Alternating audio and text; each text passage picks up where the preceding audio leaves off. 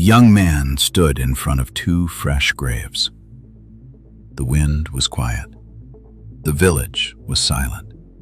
But inside him, there was a storm. He looked at the names carved into stone.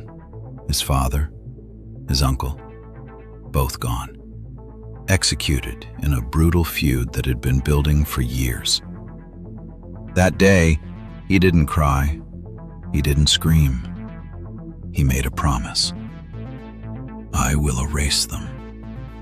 And that promise would shape the next 9 years of his life. At the time, he was a soldier, disciplined, focused, proud to serve. But when news reached him that his father and uncle had been publicly executed, something inside him shifted. Not sadness, not grief. Hatred. Cold, focused, patient hatred. The kind that doesn't explode, the kind that waits. Years passed, but he did not move on. While others rebuilt their lives, he rebuilt his anger.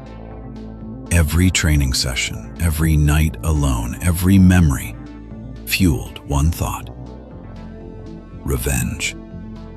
He convinced himself it was justice. He told himself it was honor. He believed it was strength. But slowly, revenge stopped being a goal. It became his identity.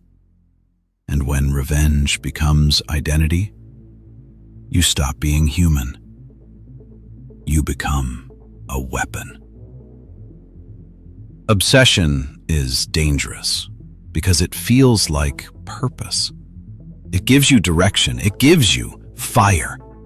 It makes you feel powerful. But it also steals something quietly: peace, sleep, clarity, humanity. For nearly a decade, he lived for one future moment, the day he would settle the score. He believed that day would heal him. He was wrong. Then the moment finally came. It was not dramatic. It was not heroic. It was not cinematic. It was fast, calculated, cold. And when it was over, the men who had taken his family were gone. The promise on the graves was fulfilled. Silence. He expected relief. He expected peace. He expected closure. Instead, he felt empty. Because revenge does not resurrect the dead. It does not restore childhood. It does not rebuild lost years. It only creates new consequences, new enemies, new chains. Most men think anger makes them strong. It doesn't. Control does. Most men think revenge proves power. It doesn't. Discipline does. Hatred feels sharp. But discipline builds empires. If he had used those 9 years to build instead of burn, his life would have looked very different. Listen carefully. Pain is real. Betrayal is real. Loss is real.